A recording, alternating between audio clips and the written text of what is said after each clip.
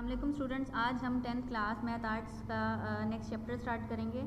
ठीक है, इसकी एक्सरसाइज हम 6.1 करेंगे और इस चैप्टर का नेम है मैट्रिसेस एंड डिटर्मिनेंट। ठीक है, तो आपको इसका नेम ही देख के पता लग रहा होगा कि इसमें क्या चीज़ें यूज़ हो रही हैं, मैट्रिसेस और डिटर्मिनेंट्स। अब उससे पहले इससे रिलेटेड टू डेफिनेशंस हैं कि मैट्रिसेस क्या होते हैं, ठीक है, डिटर्मिनेंट क्या चीज़ है, और जो इससे रेलिवेंट डेफिनेशंस हैं वो मैं आपको बताती हूँ।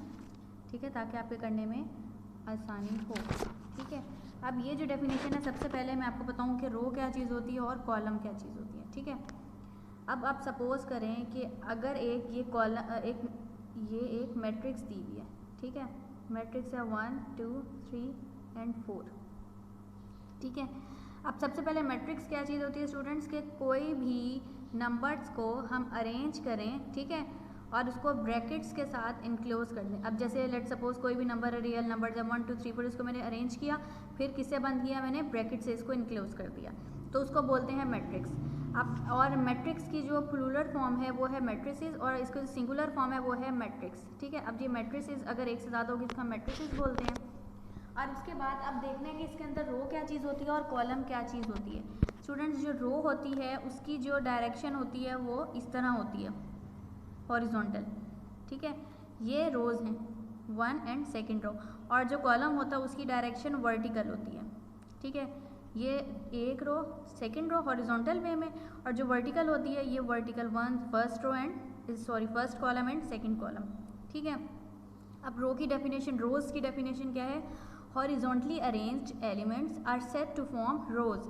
अब डिफाइन आपसे रोज पूछें तो आपने क्या करना है, horizontally arranged elements are set to form rows, मतलब कि हॉरिजॉन्टल वे में हम जब एलिमेंट्स क्या होते हैं इसके अंदर, जैसे 1 2 3 4 ये एलिमेंट्स हैं, इसके मेंबर्स भी बोलते हैं, इसको एलिमेंट्स भी बोलते हैं। ठीक है, हॉरिजॉन्टल तरीके से जब अरेंज किए हुए इन एलिमेंट्स को हम क्या कहेंगे, रोज बोलेंगे।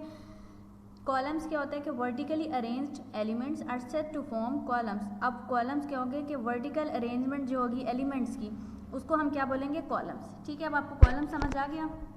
अब इसके बाद हम लोगों ने क्या करना है, ऑर्डर ऑफ अ मैट्रिक्स। ठीक है, ऑर्डर ऑफ अ मैट्रिक्स क्या होता है कि अ मैट्रिक्स, ठीक है, ए, लेट सपोज इसको हमने ए का नेम दे दिया, has M number of rows, number of rows को हमने एम से नेम दे दिया, और जो नंबर ऑफ, इसको देख लेते हैं क्योंकि इसमें कॉलम है, एक कॉलम है, वो आपको अच्छी तरह समझ नहीं आएगी। जो रोज हैं इसको हमने एम से हमने डिनोट किया, और जो कॉलम्स हैं उसको हमने एन से डिनोट किया। ठीक है, तो इसका जो ऑर्डर हम एम मल्टीप्लाइड बाई एन, मतलब रोज बाय कॉलम्स लिखते हैं, रोज बाय कॉलम्स, तो इसको बोलते हैं ऑर्डर ऑफ अ मैट्रिक्स, और इसकी डेफिनेशन यहाँ से यहाँ तक है। ठीक है, यहाँ से इफ से लेकर यहाँ तक ये ऑर्डर ऑफ अ मैट्रिक्स की डेफिनेशन है। अब यहाँ ये remember that we denote order of a matrix m by n instead of m multiplied by n। ठीक है, आपने याद रखना है, ये MCQs में भी आ सकता है कि हम किस तरह डिनोट करते हैं, m dash by dash n। ठीक है, इसको m बाय n से डिनोट करते हैं, इसके बजाय हम इसको इससे डिनोट करते हैं। It is important to remember that in the order of a matrix the number of rows are mentioned first. और जैसे मैंने आपको भी पहले बताया कि हमने याद रखना है कि ऑर्डर ऑफ अ मैट्रिक्स करते हुए हमने पहले नंबर ऑफ रोज बताने हैं, देन हमने नंबर ऑफ कॉलम्स बताने हैं। ठीक है, अब मैट्रिक्स इक्वालिटी, मतलब मैट्रिक्स इक्वालिटी क्या होता है कि two matrices A and B are said to be equal if and only if they have the same number and their corresponding elements are equal. Order of a matrix क्या होगा, let suppose two matrices, equality of matrices क्या होगा कि दो matrices हैं, let suppose A and B, वो कब equal कहलाएंगी कि अगर उसमें नंबर ऑफ रोज और नंबर ऑफ कॉलम्स जो हैं उसकी जो कॉरस्पॉन्डिंग मतलब ये इसकी कॉरस्पॉन्डेंस में ये है ना, तो उसकी कॉरस्पॉन्डिंग में जैसे ये है और उसकी कॉरस्पॉन्डेंस में ये चीज़ इक्वल है, तो हम इसको डिनोट कर दें कि ए इज इक्वल्स टू बी। ठीक है, नंबर ऑफ रोज भी इक्वल हो, नंबर ऑफ कॉलम्स भी इक्वल होने चाहिए। ठीक है, और सेम उसके जो एलिमेंट्स हैं तो उसको हम क्या बोलते हैं, मैट्रिक्स इक्वालिटी।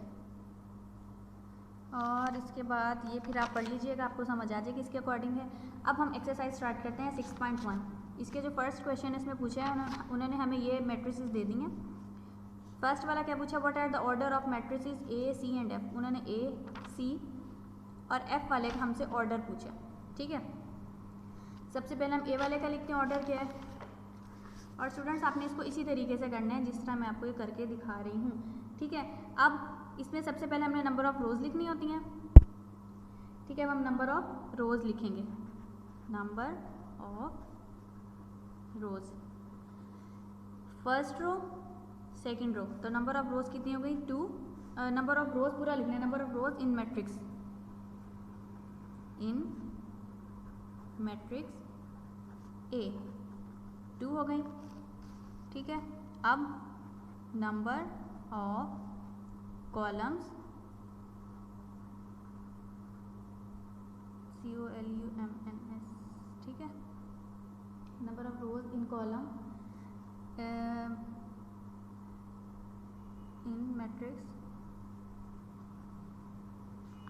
ए, ठीक है। कितने कॉलम है 1 2, पहले हम number of rows in matrix A लिखा, फिर number of columns in matrix A लिखा 2 है। अब इसका ऑर्डर ऑफ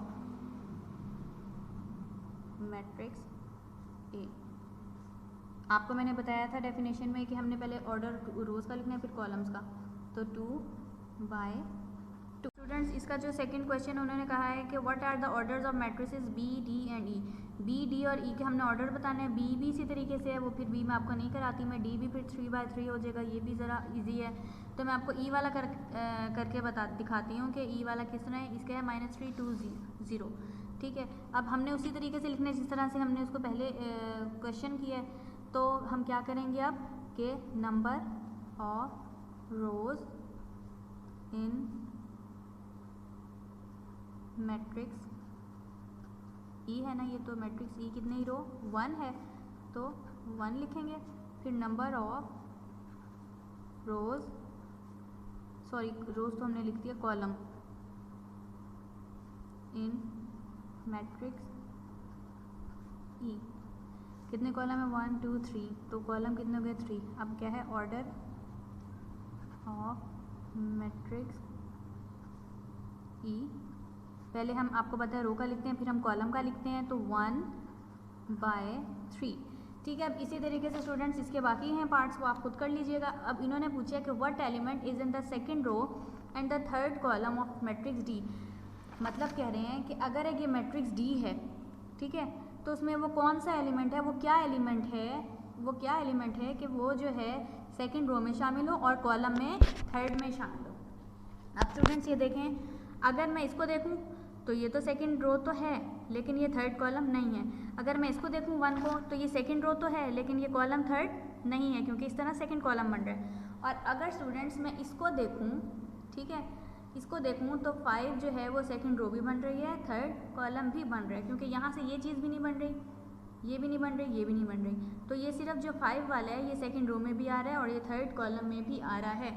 तो इसको स्टूडेंट्स हम किस तरह लिखेंगे, ये क्वेश्चन नंबर 3 है, ठीक है। तो इसका हम बता देंगे कि ये जो 5 है ये क्या है, यही जो है ये सेकंड रो और थर्ड कॉलम में आ रहा है। The element is in the second row and third column of matrix D is 5, ठीक है। इस तरह आपने बता देना कि वो एलिमेंट जो सेकंड रो और थर्ड कॉलम में आ रहा है वो क्या है 5 है।